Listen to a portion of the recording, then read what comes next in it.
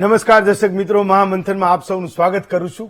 જ્યારે ચૂંટાઈ જાય એટલે તાલુકા અને જિલ્લા પંચાયતના સભ્યો સરકાર પાસે ગ્રાન્ટ માંગે છે કે અમારે અમારા વિસ્તારના છેવાડાના માણસનો વિકાસ કરવો છે, પણ ચૂંટણી આવે એટલે સત્તા પક્ષના નેતાઓ કહે છે કે અમારી સામેનો ચૂંટ્યો તો ગ્રાન્ટ નહીં જ મળે। ગુજરાતમાં થયું છે એવું કે એક સમયે જિલ્લા અને તાલુકા પંચાયતો પાસે ચૂંટાયેલા નેતાઓ પાસે અમાપ સત્તાઓ હતી।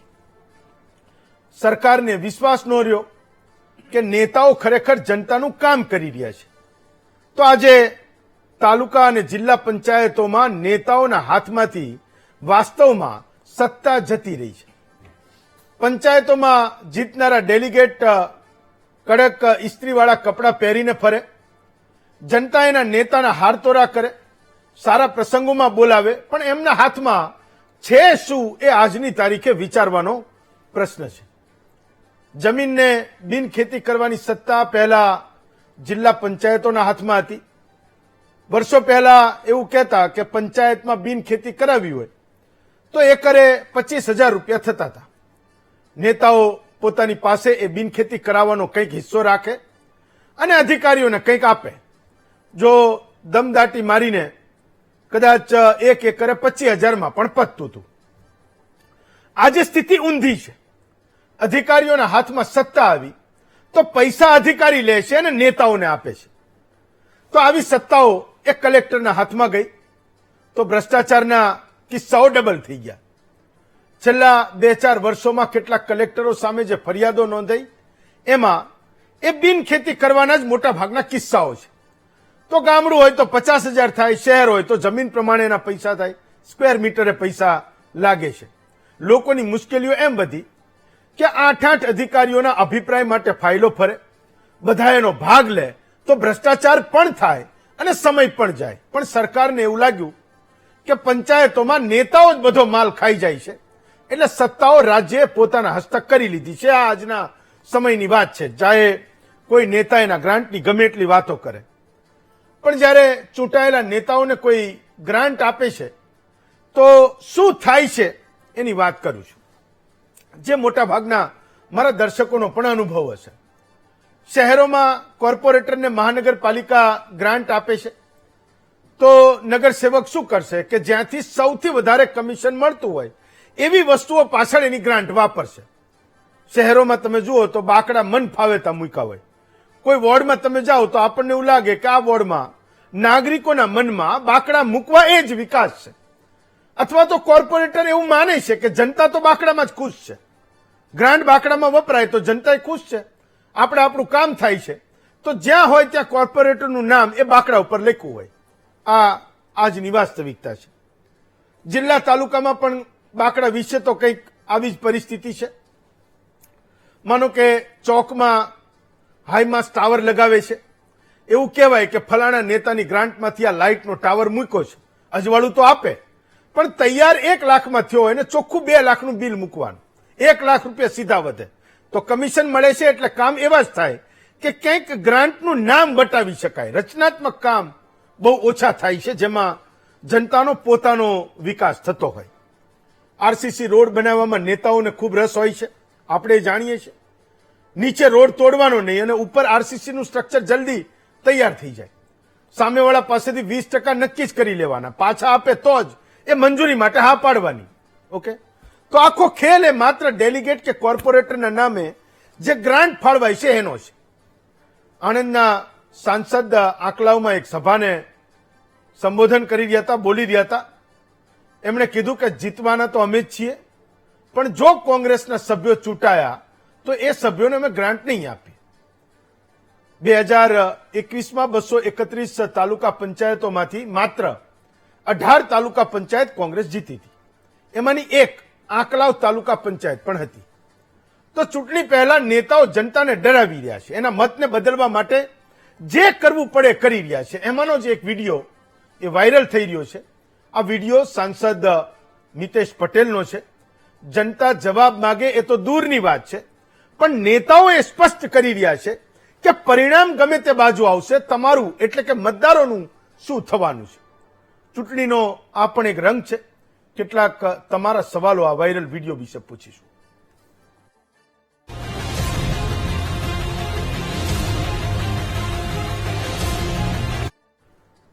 ઓકે, તો આજે આપણી સાથે ચર્ચામાં એટલે મૂળ મુદ્દો એ છે કે મતોના સરવાળા માટે ગ્રાન્ટ પોલિટિક્સ કેમ.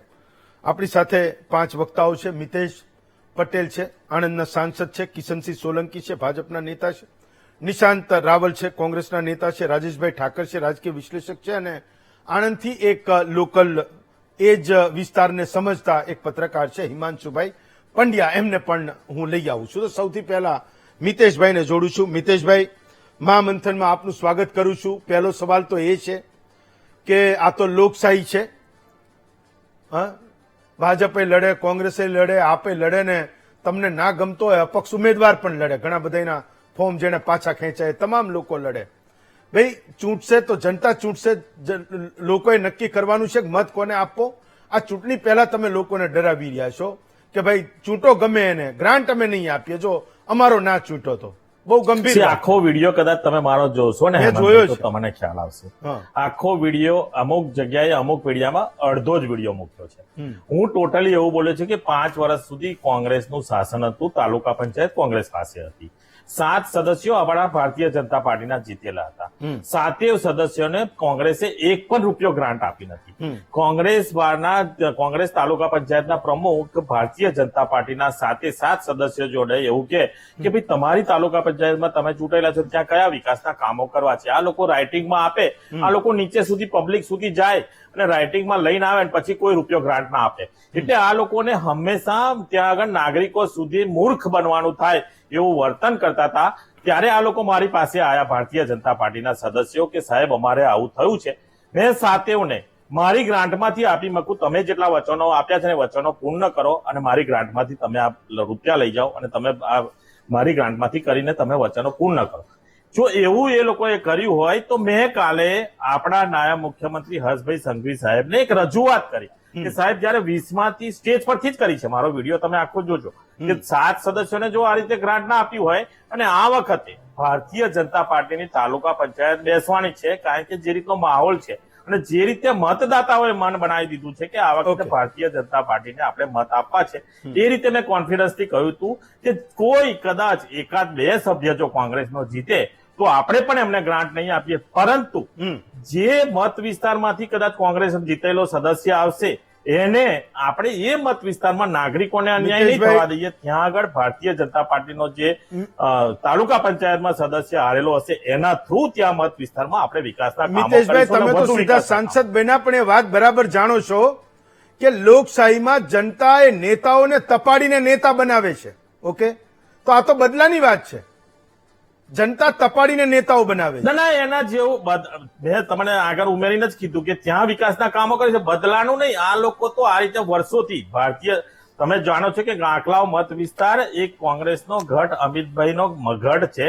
ત્યાં આગળ જો આ રીતનો અન્યાય પોતે ત્યાંના આપણે કોંગ્રેસના ગુજરાતના અધ્યક્ષ છે ત્યાં આગળ આવો અન્યાય થતો હોય તો અમારે તો કંઈક અમારા જે બધા છે મતદાતાઓ છે એમને ક્યાંક ને ક્યાંક તો કહેવું પડે. ભાઈ અમે બી તમારી સાથે છે. આજે 7 જણને અન્યાય થયો હોય તો તમે શું કરી શકો? હું તો સાંસદ તરીકે નહીં, ભારતીય જનતા પાર્ટીના એક કાર્યકર્તા, મારું આખું સેન્ટેન્સ સોંપડજો, સાંસદ તરીકે નહીં ભારતીય જનતા પાર્ટીના કાર્યકર્તા તરીકે એક રજૂઆત કરું છું હર્ષભાઈને. એ રીતનું મારું એક સેન્ટેન્સ પણ છે. તો ભારતીય જનતા પાર્ટીના કાર્યકર્તાઓ સાથે જયારે અન્યાય થતો હોય ત્યારે ભારતીય જનતા પાર્ટીનો કાર્યકર્તા કોંગ્રેસના લોકોએ તમારા ચૂંટાયેલા લોકોને ગ્રાન્ટ ન આપી તો તમારા માટે તો સૌથી મોટો મુદ્દો એ હતો. તમારે તો લોકોની વચ્ચે એ કહેવાની જરૂર હતી. તમે તો બાજી પલટી નાખી. તમે તો એવું કહો છો કે કોંગ્રેસનો ચૂંટો તો ગ્રાન્ટ નહીં આપીએ. તો આ તો ખરેખર બદલાની વાત છે ને. એ સમજણ તો તમારામાં હોવી જોઈએ ને કે કોણ ગ્રાન્ટ આપવાનું છે. તમારે તો એ કહેવું જોઈએ કે આ લોકોને કેવા પરેશાન કર્યા. ના, તાલુકા પંચાયત જે હોય ને, તમે હેમંતભાઈ તાલુકા પંચાયત જ્યાં હોય ને સરકાર તાલુકા પંચાયતને ગ્રાન્ટ આપે અને તાલુકા પંચાયતનો ત્યાંનો પ્રમુખ આપે. અમારી જોડે 8 તાલુકા પંચાયત છે, એમાંથી 7 તાલુકા પંચાયત ભારતીય જનતા પાર્ટી જોડે હતી, 1 તાલુકા પંચાયત આંકલાવની કોંગ્રેસ જોડે હતી. તો એ ગ્રાન્ટ સરકારની ત્યાં તાલુકા પંચાયતમાં જાય ને ત્યાંથી ડિસ્ટ્રીબ્યુશન થાય. સરકાર ના કરી શકે ત્યાં આગળ, સરકાર ત્યાં તાલુકા પંચાયતમાં મોકલે. તમે તો લોકસભામાં 18-20 લાખ નાગરિકોનું પ્રતિનિધિત્વ કરો છો, આણંદના સાંસદ છો, તો ખરેખર તો મારે એ સમજવું છે કે આ ગ્રાન્ટ ભાજપ માટે છે, કોંગ્રેસ માટે છે કે ખરેખર એ જનતા માટે છે, જે આ કાળા ઉનાળે તપીને તમારા માટે વોટ કરવા જવાની છે. તો આ ગ્રાન્ટ છે કોના માટે? એ ચૂંટાયેલા લોકો માટે છે કે જનતા માટે છે? ભાઈ એ તો ખાલી માધ્યમ છે, એને તો સેવા કરવાની છે, વાપરવાનો તો એ જનતા માટે છે. બોલો. પણ એ તાલુકા પંચાયતમાં જ્યાં ભારતીય જનતા પાર્ટીનો ઉમેદવાર હતો ત્યાં સુધી નતા પહોંચતા. હું તમને એમ કઉ છું. ચાલો, કદાચ એવું હશે. એના સવાલોના જવાબ પણ હું લઉં છું. તમારો ખૂબ ખૂબ આભાર, તમે જોડાયા અમારી સાથે. તો હિમાંશુભાઈ, જો તમે મારા સવાલને બરાબર સમજ્યા હોય, જે મિતેશ પટેલને મેં પૂછ્યો કે વાસ્તવમાં હિમાંશુભાઈ આ ગ્રાન્ટ છે કોના માટે, અને શું ખરેખર આંકલાવ તાલુકા પંચાયતમાં જે આરોપ મૂકી રહ્યા છે કે 13 કોંગ્રેસના હતા, 7 ભાજપના હતા, અને એ તાલુકા પંચાયતમાં જે લોકોની પાસે સત્તા હતી એણે ભાજપના ચૂંટાયેલા લોકોના નામે કોઈ ગ્રાન્ટ રિલીઝ ન કરી. વાસ્તવમાં ગ્રાઉન્ડની પરિસ્થિતિ શું છે હું એ સમજવા માંગુ છું. જો ખરેખર આવું હોય તો આ ગંભીર વાત છે. હું હંમેશા રાજ્ય સરકારમાં ભાજપ છે, હું ભાજપના લોકોને સવાલ હંમેશા પૂછતો હોઉં છું કે ભાઈ ક્યાંક કોંગ્રેસનો ધારાસભ્ય જનતાએ ચૂંટીને મોકલ્યો તો એની ફરિયાદો હોય છે, ફરિયાદોનું તમારે નિવારણ કરવું જોઈએ. 182 માંથી કેટલા તમારા ચૂંટા એના ચૂંટા એ મહત્વનું નથી, પણ સરકાર તરીકે તમને બેસાડ્યા છે તો તમારા માટે એ ગુજરાતના તમામ નાગરિકો એક સરખા છે. આજે કંઈક અલગ સ્થિતિમાં હું આ ચર્ચાને કરી રહ્યો છું. સાંસદ એવો આરોપ કરે છે કે એક તાલુકા પંચાયતમાં કોંગ્રેસના લોકો આવ્યા અને એને ભાજપના લોકોને ગ્રાન્ટ ન આપી. આંકલાવ તાલુકા પંચાયતની વાસ્તવિક સ્થિતિ છે શું હિમાંશુભાઈ, મારે એ સમજવું છે. આંકલાવ પંચાયત મૂળ તો કોંગ્રેસનો ગઢ છે. જી. અમિતભાઈ, કમનસીબે અમિતભાઈ અત્યાર સુધી જે ટ્રેડિંગ જે વિજેતા થતા હતા એમાં આ વખતે 2000 મતના લીડ, 2200 મતના લીડથી જીતા, 2400 મતથી એટલે કોમ્પિટિશન પણ ત્યાં એક વધી ગયેલી છે. જી. મેઇન વસ્તુ એ છે કે જ્યાં સુધી અમિતભાઈને હું પર્સનલી જાણું છું ત્યાં સુધી એમણે પ્રજાલક્ષી ત્યાં આગળ કામો ઘણા કરેલા છે. ત્યાં આગળ લોકલ જે પણ પ્રશ્નો હોય એને પ્રશ્નોને ઉકેલવાનો એમણે બહુ સહિયારો પ્રયાસ કર્યો છે.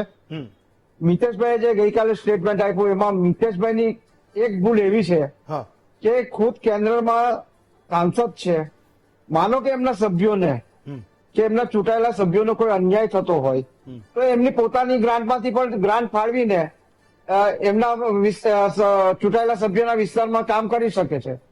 પરંતુ ચૂંટણીને ધ્યાનમાં લઈને, અને આ બધો ખેલ હવે આ વખતનો જે ખેલ છે ને એ 2027 નો ખેલ થઈ રહ્યો છે. કારણ કે આણંદમાં આ વખતે મોટામાં મોટી 2023 ની ચૂંટણી, 22 ની ચૂંટણીમાં ભાજપે પહેલી વખતે 6 જેટલી બેઠકો મેળવી છે. એટલે 7 બેઠક ઉપર એમને ક્લીન સ્વીપ કરવી છે. એટલે યેનકેન પ્રકારે કોંગ્રેસને કે કોંગ્રેસના નેતાઓના કામ કરવાની ડપ ઉપર કોઈક એમનો ઈરાદો હોય કે એના પર એટેક કરવાનો ઈરાદો હોય. પરંતુ મારું વાસ્તવિકતા જ્યાં છે કે અમિતભાઈ હોય કે મિતેશભાઈ, બંને નેતાઓ એક એવા છે કે એમના પ્રજાલક્ષી એમની પાસે કોઈ પણ કામ લઈને જાય છે તો એ કામ માટે ના પાડતા નથી. એટલે 7 સભ્યો જે રજૂઆત સાંસદને કરી છે એ પણ એક દુઃખદ છે મારું માનવા પ્રમાણે એવું લાગે છે. કારણ કે અમિતભાઈ પોતે એમના મત વિસ્તારને જકડી રાખવા માંગે છે, આ બાજુ સાંસદ પણ એમના મત વિસ્તારમાં આવે છે એટલે જકડી રાખવા. અને બંને નેતાઓ માટે હું કહું છું, બંને નેતાઓ એમના વિસ્તારના જે કોઈ પણ મતદાર હોય કે જે પણ એમના ચૂંટાયેલા પ્રતિનિધિ હોય એમના વિસ્તારમાં વિકાસ માટેની કોઈ પણ કામની રજૂઆત કરવા જાય છે તો એ કામને એ લોકો ત્વરિત ઉકેલ લાવવા માટે બધા પ્રયાસો કરતા હોય છે. કમનસીબી છે કે કાલે મિતેશભાઈએ બહુ જ ઉત્સાહભેરમાં આવીને કે ક્યાંક આંકલાવની તાલુકા પંચાયત પહેલી વાર આણંદ જીતી લેવાનો એક મનસુબો ઘડ્યો હોય અને ક્યાંક થોડી કચાશ રહી ગઈ હોય તો આ પ્રકારનું નિવેદન કરીને એને જીતમાં ફેરવવા માટેનો પ્રયાસ કર્યો હોય એવું લાગી રહ્યું છે. ચલો રાજેશભાઈ, તો એક મુદ્દો એ છે કે 2000માં જયારે અમદાવાદમાં કોંગ્રેસ ચૂંટાઈ મહાનગરપાલિકામાં અમદાવાદમાં, તો એક આરોપ એવો લાગ્યો કે 2000 થી 2005 સુધી ભાજપના એક પણ લોકોને એને સમિતિમાં ન લીધા, અને એ પછી 2005 થી અત્યાર સુધીમાં કોંગ્રેસ તો નથી, ભાજપ છે, તો સમિતિમાં કોંગ્રેસના લોકોનો પણ વારો નથી આવ્યો. કેટલાક કિસ્સાઓમાં મને એવું લાગે છે કે આપણે ત્યાં ગુજરાતમાં એ વિન્ડિક્ટિવ પોલિટિક્સ બહુ ઓછું છે, કારણ કે જનતાનો પણ કંઈક ડર છે, લોકો પણ ઘણા બધા અંશે સમજુ છે, એના પોતાના પ્રશ્નોને લઈને સજગ છે. તો એવા કિસ્સાઓમાં આ એવા વેરના વાવેતર થઈ રહ્યા છે કે ભાઈ ચૂંટણી પહેલા જ તમે નક્કી કરી લો છો કે મતદારોએ શું કરવું. તમે એ લોકોને ડિરેક્ટ કરી રહ્યા છો, તમે દોરી રહ્યા છો કે ભાઈ તમારે શું કરવાનું છે. જો તમે અમારી સામેના કોઈ પણ વ્યક્તિને તમે મત આપ્યો છે તો એ ગ્રાન્ટ મળવાની નથી, એટલે લોકો પહેલેથી જ ભયભીત રહે કે ભાઈ મારી પાસે જો આ રસ્તાના પ્રશ્નો હશે, તાલુકા કે જિલ્લા પંચાયતમાં હું ડેલિગેટ તરીકે કોંગ્રેસનો ઉમેદવારને ચૂંટીશ તો હું ક્યાં એ પ્રશ્નોની રજૂઆત લઈને જઈશ. આ તો એક જબરજસ્ત એક અલગ દિશામાં વાત જઈ રહી હોય એ પ્રકારનો માહોલ એ ઉભો થઈ રહ્યો છે. રાધર મનીષા વકીલનો એક વિડીયો મેં ગઈકાલે અહીંયા ચલાવ્યો હતો, આજે આ બીજો વિડીયો છે. એ સાંસદ છે, પેલા બાળ અને મહિલા વિકાસ મંત્રી છે. મુદ્દો એ અલગ ડિરેક્શનનો છે, ગુજરાતના રાજકારણમાં વેરઝેર ભેળવવાનો છે, જે અત્યાર સુધી હું માનું છું કે આપણે બચતા રહ્યા છીએ.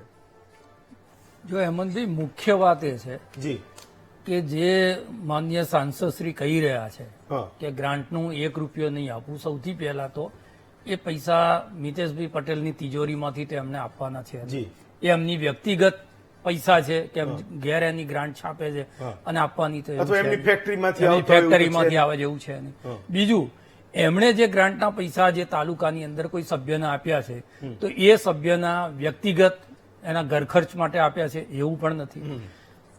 ત્રીજી વસ્તુ એ છે કે તમને ગ્રાન્ટ આપી શકો એ કેપેસિટીમાં મૂકનારા લોકો કોણ એ છે? જનતા છે, એ નાગરિકો છે. મતદાર છે.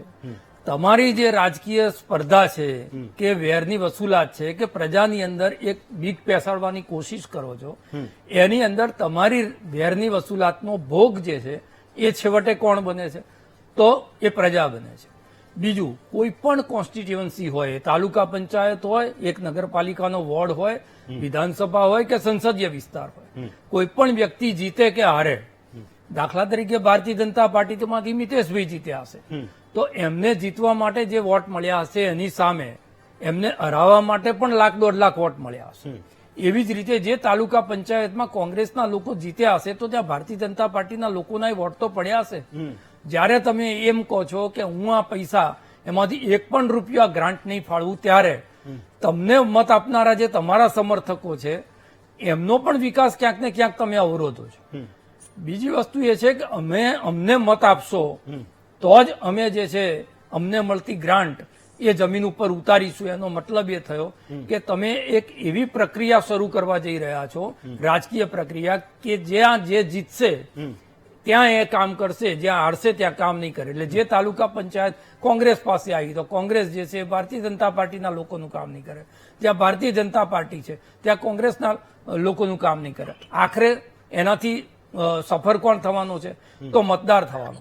તો જે લોકો તમે બહુ સરસ વાત કરી કે આટલી ગરમીમાં પરસેવો પાડી અને 42-45 ડિગ્રીમાં એ 26 તારીખે જે મત આપવા જવાના છે એ લોકો તમને જે કેપેસિટીમાં બેસાડે છે, દાખલા તરીકે મનીષા વકીલનું સ્ટેટમેન્ટ હોય, એ તો એક મંત્રી છે. જયારે મંત્રી બનો ત્યારે તો તમારી નેમપ્લેટ ઉપર શું લખાય છે?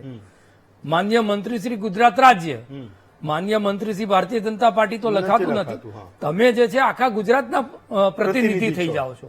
અને સંસદ સભ્ય છે એ તો આખા આટલા મોટા વિસ્તારનો જે છે એ વડીલ છે, એણે મન મોટું રાખવું જોઈએ. દાખલા તરીકે કદાચ આંકલાવ તાલુકા પંચાયતમાં એ કે છે એ બન્યું હશે, એવું માની લઈએ કે એક વખત કે ભાઈ એ કે છે એમના આરોપમાં તથ્ય હશે, તો તમારે તો મોટું મન રાખવું જોઈએ અને એમ કેવું જોઈએ લોકોની વચ્ચે જઈને કે ભાઈ કોંગ્રેસના લોકોએ આ કર્યું હતું પણ અમે એ પ્રકારનો મનભેદ કે મતભેદ રાખ્યો નથી. પ્રજાના વિકાસની અંદર અમે કોઈ પણ જગ્યાએ કોઈ પણ વ્યક્તિ જીત્યા હોય, અમે એના વિકાસના કામોને અવરોધીશું નહીં. તો એ સકારાત્મક પોલિટિક્સ કહેવાય. તમે જે કોંગ્રેસની દાખલા તરીકે તાલુકા પંચાયતમાં એમના 7 લોકોને નથી મળ્યું તો એ એક્ઝામ્પલ લઈ અને તો તમે સંવાદ કરી શકતા હતા લોકોની સાથે કે ભાઈ આ જે વેદાંતા પોલિટિક્સ છે, આ પોલિટિક્સની સામે અમે એવું રાજનીતિ કરવા જઈ રહ્યા છે કે જે જગ્યાએ અમે નહીં જીત્યા આવીએ ત્યાં વધારે મહેનત ડેવલપ કરીશું, વધારે પરિશ્રમ કરીશું, વધારે વિકાસ કરીશું. જયારે ચૂંટણી આવે ત્યારે અમે એના નામે મત તો જેના કારણે તમને અમારા કામ જોઈએ. તમારે 5 વર્ષનો હિસાબ આપવાનો હોય, તમે તમારા જે કામ કર્યા છે એ કામ કહેવાના હોય, તમારે નાગરિક સુવિધાની અંદર બેટરમેન્ટ કેવી રીતે થાય એના મુદ્દાઓ હિમાંશુભાઈ, આવું તમારી ચર્ચવાના પાસે. હા. હોય. એની જગ્યાએ જ્યારે તમે આ પ્રકારની વાતો કરો અને આ પ્રકારની એક પ્રકારે જે છે એ તમે કોંગ્રેસના લોકોને ધમકી આપો છો કે ભાજપના લોકોને ધમકી આપો છો, છે નહીં. તમે આખરે તો જે વચ્ચે છે, જે માધ્યમ છે કે તમને સત્તા આપવાનું છે કે નથી આપવાનું, જી. એ પણ અત્યારથી તો નક્કી ના થઈ શકે ને લોકતંત્રની અંદર. હા, તો તમે એમ કહો ચૂંટણી કરાવવાનો કે આ મતલબ વખત અમે નથી. વોશ આઉટ કરી દઈશું, તો એ કેપેસિટીમાં કોણ છે? એ મતદાર છે. કેપેસિટીમાં તો મતદાર છે. તો તમે મતદાર જે છે એને બાજુમાં મૂકી અને પછી આખી આ ચૂંટણી પ્રક્રિયા છે એની અંદર માત્ર રાજકીય પક્ષો અને રાજકીય પ્રતિસ્પર્ધીઓની વચ્ચે જ જો આ સંવાદ થવાનો હોય તો મને એવું લાગે છે કે બહુ મોટી કમનસીબી. ફાઇન. નિશાંતભાઈ, તો એ કહેશો કે આ આરોપ તો તમારા ઉપર લાગ્યો ને એના કારણે સાંસદ એવું કહી રહ્યા છે કે લોકોને સમજાવી રહ્યા છે કે ભાઈ 13 કોંગ્રેસના ચૂંટાયા હતા, 7 ભાજપના ચૂંટાયા હતા, ગ્રાન્ટ માટે જે ચૂંટાયેલા લોકો છે એ કહેતા રહ્યા, પણ એના નામે કશું એના વિકાસના કામો કરવા માટે ક્યાંય માયના નહીં. મેં તો એને પૂછ્યું કે ભાઈ ગ્રાન્ટ એ કોંગ્રેસે આપવાની હતી કે સરકારે આપવાની હતી? નિશાંતભાઈ. હેમંતભાઈ, દુનિયામાં જ્યાં જ્યાં તાનાશાહી ભરેલી સરકારો હતી અથવા છે એ તમામ જગ્યા ઉપર જે તાનાશાહો હતા એનો અંત ખૂબ જ ખરાબ આવ્યો છે. પછી 30 વર્ષ સુધી એમને તાનાશાહી સરકાર ચલાવેલી હોય, 50 વર્ષ સુધી હોય કે 100 વર્ષ સુધી હોય. સ્પષ્ટ વાત એ છે કે ભારતીય જનતા પાર્ટીના આ નેતાઓ જે આ બેફામ નિવેદનો આપે છે, ગુજરાતના જે માનનીય વોટર્સ કહેવાય, જે લોકો મતદાન કરીને તમને સત્તા સુધી પહોંચાડે છે, તમને સાંસદ શ્રી લખવાની, તમને જે કેપેસિટીમાં લાવે છે, તમને મંત્રી શ્રી લખવાની, તમને ધારાસભ્ય શ્રી લખવાની, કાઉન્સિલર શ્રી લખવાની, તમને જે બિરુદ આપે છે એ મતદારોનું તમે અપમાન કર્યું છે. ભારતીય જનતા પાર્ટીનું એકચ્યુઅલી આ ડીએનએ છે હેમંતભાઈ. આ પહેલી વખત બનેલી ઘટના નથી. હવેના રાજમાં 2026ના યુગમાં ભારતીય જનતા પાર્ટીએ વોટોનું ધ્રુવીકરણ કરવા માટે આ એક નવો હથકંડા અપનાવ્યો છે. તમે જો કે પેલા ભગવાનદાસ પટેલ એવું બોલ્યા હતા કે જો મને વોટ નહીં મળે તો પાણીની સુવિધા બંધ કરી દઈશ. વડોદરાના પૂર્વ જિલ્લાના ભાજપના પ્રમુખ એવું બોલ્યા હતા કે જો ભાજપ નહીં જીતે તો તમારા વિસ્તારમાં એક પણ ઘર નહીં રહે. માનનીય સાંસદ શ્રી જે મિતેશભાઈ પટેલ છે એવું કહેતા હોય કે એમની નીચે આવતી તાલુકા પંચાયતોની સીટોમાં જો કોંગ્રેસ જીતી જશે તો હું મારી ગ્રાન્ટ નહીં વાપરું. હું તમારા માધ્યમ દ્વારા એમને પૂછવા માંગુ છું હેમંતભાઈ, સાંસદ શ્રી, તમે તો આણંદના સાંસદ છો, 2024 થી લઈને 2026 લગભગ 1.5 વર્ષનો સમયગાળો વીતી ગયો.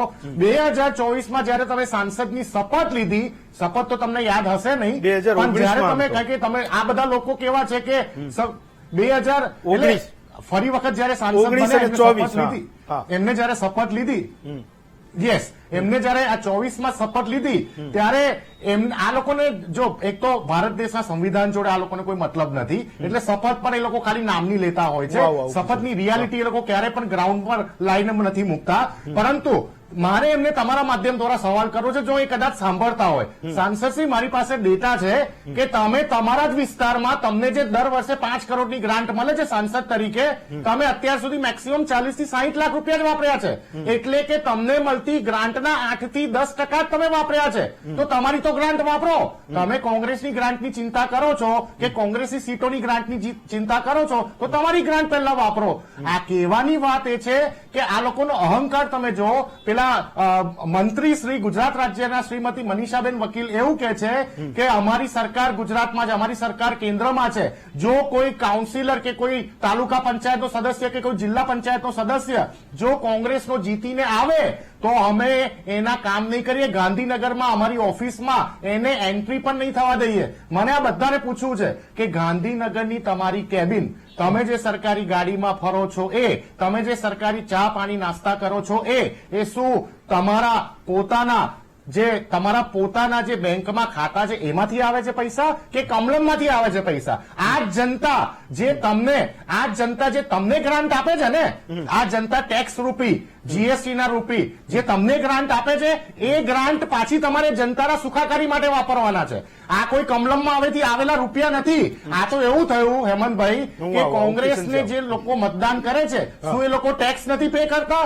શું એ લોકો ઇન્કમ ટેક્સ પે નથી કરતા? Okay. શું એ લોકો જીએસટી પે નથી કરતા? કોંગ્રેસના જે મતદારો હોય છે, વિરોધ પક્ષના જે મતદારો હોય છે, શું એ લોકો કોઈ પણ પ્રકારના લાઇટ બિલ નથી ભરતા? કોઈ પણ પ્રકારના વેરા નથી ભરતા? ભરે છે ને ભાઈ. તો જી. તમે કામ કરો એમની માટે. અરે અમે લોકોએ મનમોહન સિંહજીની સરકારમાં હેમંતભાઈ જી. 72,000 કરોડનું ખેડૂતોનું દેવું માફ કરેલું આખા ભારત દેશમાં. ત્યારે Okay. એવું જોવા નતા ગયા કે આ ભાજપ શાસિત રાજ્ય છે, અહીંયાના ખેડૂતોનું દેવું માફ ના થવું જોઈએ. Okay. અમે એવું નથી કર્યું ક્યારે પણ. હા. હેમંતભાઈ છેલ્લી 1 મિનિટ લઈશ તમારી પાસેથી. હા. રાજકારણ એવું હતું જી. કે જયારે દેશની પહેલી સરકાર બની માનનીય સરદાર પટેલ સાહેબ અને નહેરુજી જયારે પ્રધાનમંત્રી, સરદાર પટેલ સાહેબ જયારે દેશના ગૃહમંત્રી હતા, ત્યારે શ્યામાપ્રસાદ મુખર્જી જે વિરોધી કહેવાય અને સંસ્થાપક સદસ્ય કહેવાય ભારતીય સાંભળ્યું, જનતા માહિતી પાર્ટીના, છે. એમને મંત્રી બનાયા હતા. જ્યારે બાજપાઈજીને એક ગંભીર બીમારી હતી, એ ગંભીર બીમારીનું સર્જરી કરવા માટે રાજીવ ગાંધીજીએ વિરોધ પક્ષના હોવા છતાં તેમને અમને અમેરિકા ડેલિગેટ બનાવીને મોકલેલા. આ હતી લોકશાહી. આ હતી લોકશાહીની સુંદરતા. આ લોકશાહીની સુંદરતા કટ્ટરતાના માધ્યમ દ્વારા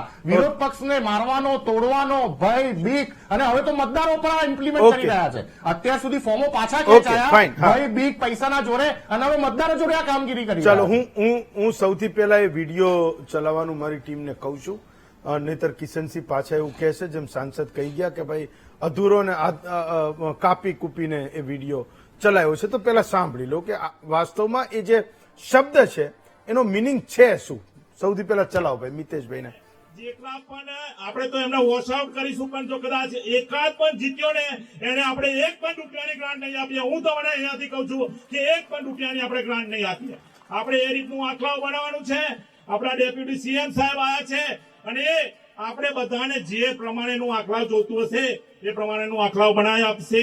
અને અત્યારથી જ આપણે એક બધા જે અહીંયા બેઠેલા છે અને બધાનામાં એક તાકાત છે કે આપણે 2027માં ભારતીય જનતા પાર્ટીના વિધાનસભામાં આપણો ઉમેદવાર જીતશે અને ત્યાં આગળ આપણે મોકલીશું અને આખલા મત વિસ્તારમાં અત્યાર સુધીના જેટલા કામો નથી થયા બધા કામો કરીશું. ચાલો કિશનસિંહ, તો સૌથી મોટો મુદ્દો એ છે કે આટલા વર્ષોની સત્તા પછી તમારા સાંસદે કે તમારા નેતાએ માઇક હાથમાં આવે તો લોકોને એવું કહેવું પડે કે આ 7 જગ્યાએ નહોતી આપી ને 13 જગ્યાએ અમને નહોતી આપી. ભાઈ એના હાથમાં છે શું? પહેલા તો એ સમજાવો કે તમારી સામેના જે લોકો છે, મેં કીધું 231 માંથી 18માં જીતા હતા.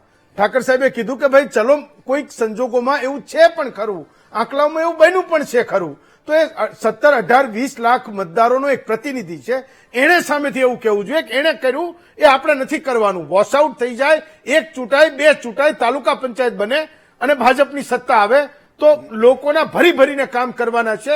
છેલ્લા 5 વર્ષમાં ભલે તમે પ્રતાડિત થયા હો, પણ જો અમને તમે ચૂંટીને મોકલશો તો તમારું એક પણ કામ એ આવનારા 5 વર્ષમાં બાકી નહીં રાખીએ.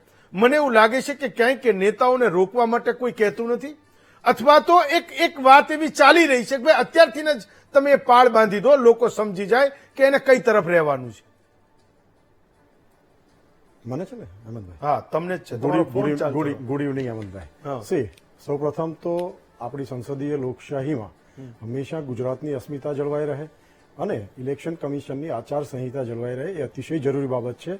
અને અમારા મૃદુ અને મક્કમ મુખ્યમંત્રી શ્રી ભૂપેન્દ્રભાઈ પટેલ અને અમારા અધ્યક્ષ શ્રી જગદીશભાઈ વિશ્વકર્મા આ સ્પષ્ટતા સાથે સૌને કહી ચૂક્યા છે. અને ભારતીય જનતા પાર્ટી જેટલો જવાબદારી ભર્યો પક્ષ એક પણ પક્ષ આખા દેશમાં નથી. એટલે જે વાત મિતેશભાઈ કીધી એની વાત પર પછી આવું, પણ પેલા જે કોંગ્રેસના મારા મિત્ર કહેતા હતા તો આ તો કેવું છે કે જિસકે કિરદાર પે શૈતાન ભી શર્મિંદા હૈ वो भी आए हैं यहाँ हमें नसीहत करने को. તમારા સમયમાં જયારે મનમોહનસિંહજીને દેહાતી औरत કહેવાયા ને ત્યારે ભારતીય જનતા પાર્ટીને એનું નેતૃત્વ હતું જેણે એ દેહાતી औरतનો પાકિસ્તાનને જવાબ આપ્યો હતો. આ એ જ ભારતીય જનતા પાર્ટી છે. અને આ ભારતીય જનતા પાર્ટીના તમે જે શ્યામાપ્રસાદ મુખર્જીની વાત કરતા હતા એમને મિશ્ર સરકારમાં લેવામાં આવ્યા હતા, કોંગ્રેસે નહોતા લીધા, એ મિશ્ર સરકાર હતી. એટલે તમારા સ્ટેટમેન્ટનો સુધારો કરું છું. જ્યાં સુધી મિતેશભાઈના સ્ટેટમેન્ટની વાત છે તો ગુજરાતમાં અને દેશના તમામ રાજ્યોમાં એરિયા ડેવલપમેન્ટ ફંડ હોય છે. ધારાસભ્યોના પણ ફંડ હોય છે, જિલ્લા પંચાયતોના પણ ફંડ હોય છે, સંસદ સભ્યોના પણ ફંડ હોય છે. એનાથી એ વિશેષ આખા રાજ્ય માટેની જયારે ગુજરાત મોડલ 1995 થી લઈને 2026 સુધી હેમંતભાઈ, જયારે ગુજરાત મોડલ ઉપર આખો દેશ આફરીન પોકારી ગયો હતો, વિશ્વ આફરીન પોકારી ગયું હતું અને આપણો અભ્યાસ કરવા આવતા હતા. તો એ મોડલ શું હતું, એમાં શું આપ જે અત્યારે આ વિડીયો બતાવ્યા, આજે વાતો કરી ભારતીય જનતા પાર્ટીની સરકાર માટે અને ભારતીય જનતા પાર્ટીના નેતૃત્વ માટે, અને હું તો કહું છું કે સંસદીય લોકશાહીમાં વન્સ યુ આર ઇલેક્ટેડ, સરપંચથી લઈને સંસદ સુધી જ્યાં પણ આપ ઇલેક્ટ થાવ છો પછી આપ પ્રજાના થઈ જાઓ છો, કોઈ પાર્ટીના નથી રહેતા. સંસદીય લોકશાહીમાં ઇલેક્શન આવે ત્યારે ભાષણ આપવા પડે, અને એ ભાષણમાં ક્યારેક મતદારો પ્રત્યેની એમની પોતાની જે લાગણી છે, જે કામ કરવાની, મિતેશભાઈ તો એવા વ્યક્તિ છે કે પોતાના પૈસા ખર્ચે, ફ્રન્ટ તો છે જ એમની પાસે સંસદ સભ્ય તરીકેનું, પણ પોતાના પૈસા ખર્ચીને પણ લોકોના પ્રશ્નો ઉકેલવા અમારા પ્રતિનિધિ છે.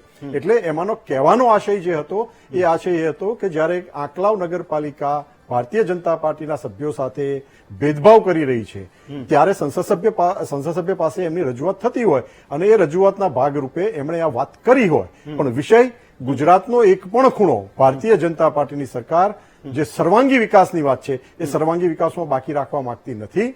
કોંગ્રેસને અને કોંગ્રેસના નેતાઓએ જે હમણાં બધા સ્ટેટમેન્ટો આપતા હતા ને, એ સ્ટેટમેન્ટો કોંગ્રેસની સરકારો વખતે કેવા ગંદા સ્ટેટમેન્ટો આવેલા છે પ્રજા માટે, લોકશાહી માટે, હિન્દુઓ માટે, સનાતનતા માટે. આ બધા સ્ટેટમેન્ટો યાદ કરાવીશ તો ફરી પાછી વાત ધાર્મિકતાની થઈ જશે, પણ એ ચોક્કસપણે હું યાદ કરવા માંગુ છું કે તમે લોકો આ જે ભેદભાવ કરી રહ્યા છો અને એ બી વિકાસમાં ભેદભાવ કરી રહ્યા છો, તમને વિકાસ તમને ખપતો નથી. આજ જુઓ, આજ એમના પ્રમુખ શ્રી ખડગેજીએ શું બોલ્યા, આજે નરેન્દ્ર મોદીને આતંકવાદી કીધા. શું એ ગુજરાતની પ્રજા સહન કરશે? આટલા અસંખ્ય બહાના, અને તમારી પાસે બહુ ઇનફ અનુભવ છે કોંગ્રેસ પાર્ટી પાસે કે જ્યારે વડાપ્રધાન ઉપર પર્સનલ એટેક થાય છે, જ્યારે ગુજરાત ઉપર પર્સનલ એટેક થાય છે, જ્યારે ગુજરાતની અસ્મિતા ઉપર એટેક થાય છે, ગુજરાતનું અપમાન થાય છે, અને એ લોકો માટે તો ફેશન છે. એમનો દરેક આલી મવાલી નેતા જે ખરેખર નેતા છે જ નહીં, એ નેતા પણ ગુજરાત માટે ગમે તે ઘસાતું બોલી જાય છે. ત્યારે આ લોકો એમને સાપ સૂંઘી ગયો એમ ચૂપ રહે છે. ગુજરાતની અસ્મિતા માટે ક્યારેય વાત નથી કરતા, ગુજરાતની પ્રજા માટે વાત નથી કરતા, મહિલાઓ માટે ઇવન કે મહિલાઓના હકની અને સન્માનની જયારે વાત છે ત્યારે પણ એ લોકો ખુલીને બહાર નથી બોલતા કે ના અમે મહિલાઓની સાથે છીએ, અમે ગુજરાતની નારીઓની સાથે છીએ. આ લોકો નહીં બોલે. એમને માત્ર ને માત્ર જે એમની મતબંકલક્ષી રાજકારણ છે, મતબંકલક્ષી રાજકારણમાં જ રસ છે. અમને ગુજરાતના વિકાસમાં રસ છે. અમે પ્રજાલક્ષી છીએ. પ્રજા જ અમારા માટે બંધારણ છે, પ્રજા જ અમારા માટે દેશ છે, અને એમાં પણ કોઈ પણ જાતના જાતિ, રંગ, લિંગ, નેશન, આ કોઈ પણ ભેદભાવ વગર we are for the all. અમે એટલા માટે જ સૌનો સાથ, સૌનો વિકાસ, સૌનો પ્રયાસ, આ બધા જે શબ્દાર્થ ખાલી બોલવા પૂરતા સ્લોગનો નથી. આ ખરા અર્થમાં ભારતીય જનતા પાર્ટીના નેતૃત્વએ અને ચૂંટાયેલા પદાધિકારીઓએ આ પ્રજાની વચ્ચે લઈ ગયા છે, અને એટલા માટે જ પ્રજાનો અમારી પર 30 વર્ષથી વિશ્વાસ છે, અને વિશ્વાસના પરિણામે જ આ બોખલાઈ ગયેલા લોકો છે. આમને માત્ર પથરા ફેંકવા છે અને ભાગી જવું છે. આમની પાસે કોઈ નીતિ, રીતિ, યોજના કશું જ નથી. ચૂંટણીઓ આવે એટલે એ લોકો બહાર આવી જાય છે, ગમે તેવા આલફેલ આક્ષેપો કરે છે. પણ ચોક્કસપણે એક ભારતીય જનતા પાર્ટીના કાર્યકર્તા તરીકે અમારા સૌ દેવદુર્લભ કાર્યકર્તાઓ એ ભારતીય જનતા પાર્ટીની સાચી તાકાત છે. એટલે આ લોકોની જેમ અમારે માત્ર ચૂંટણી પ્રચારમાં જવું, બોલીને પાછા આવતા રહેવો વિષય નથી. અમારા કાર્યકર્તાઓ 24/7 રેડી હોય છે. દેવદુર્લભ કાર્યકર્તાઓ એ ભારતીય જનતા પાર્ટીની સાચી મૂડી છે. જે પણ યોજનાઓ, જે પણ ગ્રાન્ટો, જે પણ છેવાડાના માણસ સુધી પહોંચી શકતું હોય એ પહોંચવામાં કદાચ અમારા નેતાઓ, પદાધિકારીઓ કદાચ પાછળ પડ્યા હશે, પણ અમારા દેવદુર્લભ કાર્યકર્તાઓ ક્યારેય પાછળ નથી પડ્યા. એ દેવદુર્લભ કાર્યકર્તાઓની જે ખોટ કોંગ્રેસને વર્તાય છે એ જ એમની નિરાશાનું પરિણામ છે. એ લોકો ભેગા નથી કોઈને કરી શકતા, નથી નેતૃત્વ ભેગું થઈ શકતું. એ એમનો વિષય છે. પણ ગુજરાતના સર્વાંગી વિકાસ માટે હંમેશા અમે તમામ લોકોને સાથે લીધા છે, અને અમે માનીએ છીએ કે વન્સ દે આર ઇલેક્ટેડ, સરપંચથી લઈને સંસદ સુધી, તો પછી એ કોઈ પાર્ટી લાઈન નથી જોતા. ગુજરાતના છેવાડાનું કોઈ ગામડું, છેવાડાનો માણસ, છેવાડાની સમસ્યાઓ નો બને એટલો ત્વરિત કેવો ઉકેલ આવે એ જ ભારતીય જનતા પાર્ટીની નિષ્ઠા અને કાર્ય રહ્યા છે, અને એ કાર્ય પર અમને વિશ્વાસ છે કે આ વખતે આ લોકો એમની ડિપોઝિટો પણ ખુશ. ચાલો, તમે આઝાદ ભારતની પહેલી સરકારને મિશ્ર સરકાર કીધી. તમને જાણ માટે કહું, 489 બેઠકની પહેલી ચૂંટણી થઈ હતી.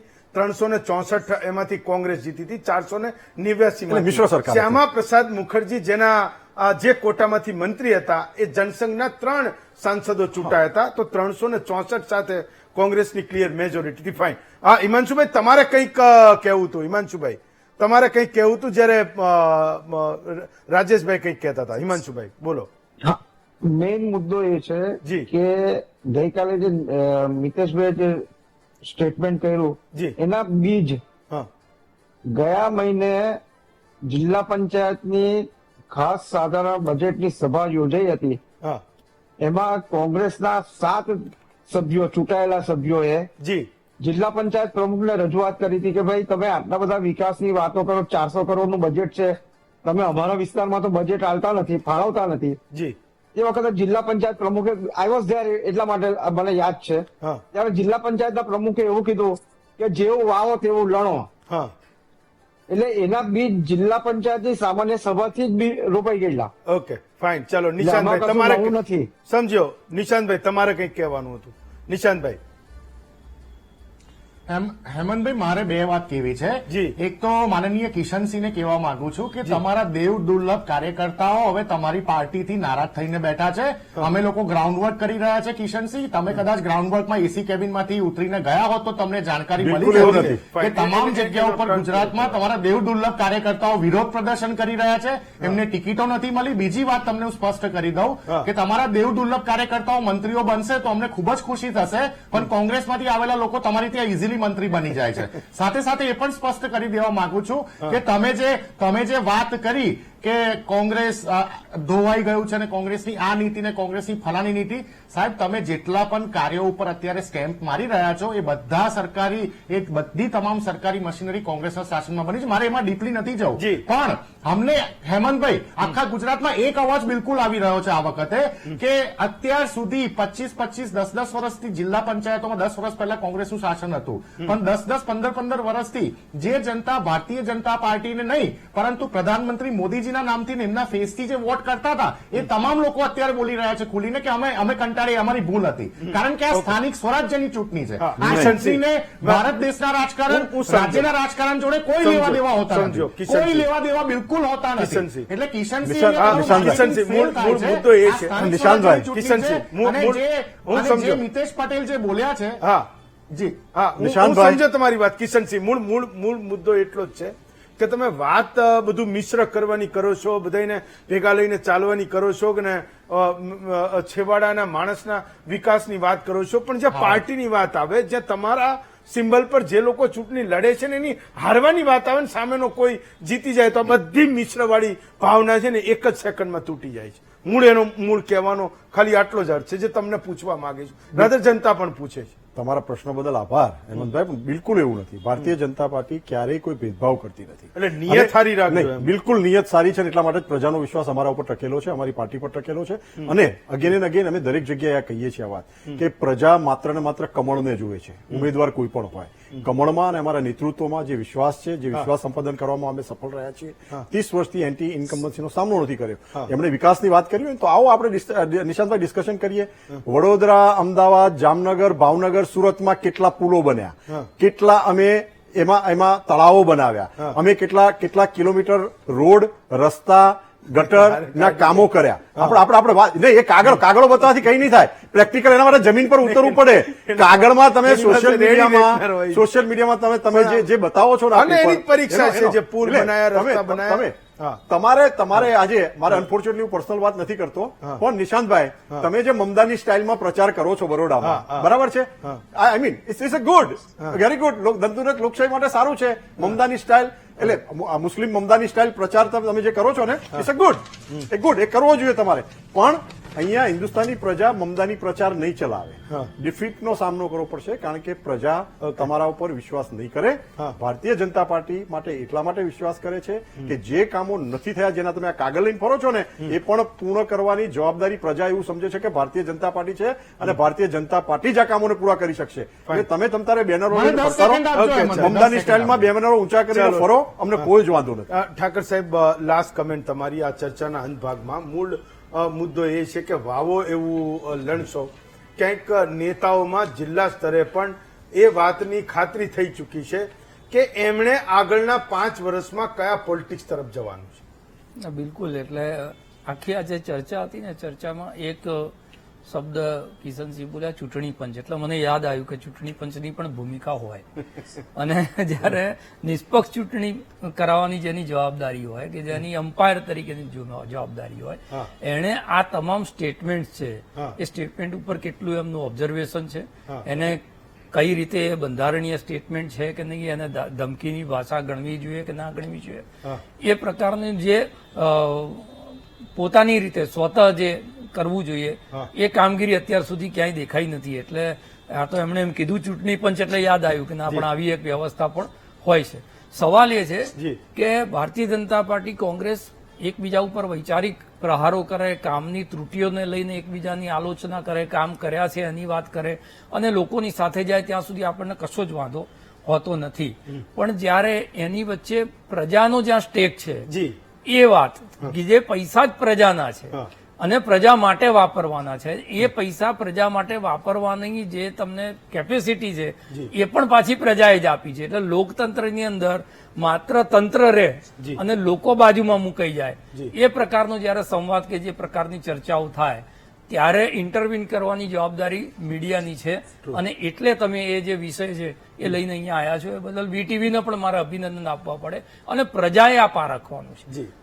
આખો આ જે મામલો છે તો પ્રજાની કોર્ટમાં છે અને આવા જેટલા પણ પ્રસંગો આવે છે કે જે કોઈ એમ કહેતું હોય કે ગાંધીનગરની ઓફિસમાં તો તમારે છેવટે આવવાનું છે, જાણે ગાંધીનગરની ઓફિસના 7 બારના ઉતારામાં માન્ય મંત્રીશ્રીનું નામ લખાઈ ગયું હોય કે યાવતચંદ્ર દિવાકર છે અને એમની જ કેપેસિટીમાં. એટલે જ્યાં જ્યાં આ પ્રકારનો સત્તાકીય અહંકાર કાં તો તમે કર્યું છે અમે કરીશું, એમણે કર્યું છે એને સુધારવાની જવાબદારી તમારી હોવી જોઈએ. ખાસ કરીને તમારે એ કહેવું જોઈએ કે ભાઈ એટલે મોટા ભાઈ તરીકે જ્યારે લોકોએ તમને ચૂંટીને મોકલ્યા. દાખલા તરીકે તમારા સભ્યો દુઃખી થયા, ગ્રાન્ટ નથી મળી એમને, દુઃખી થયા, તમારી પાસે આવવું પડ્યું, તો એવું બીજાને ના થાય.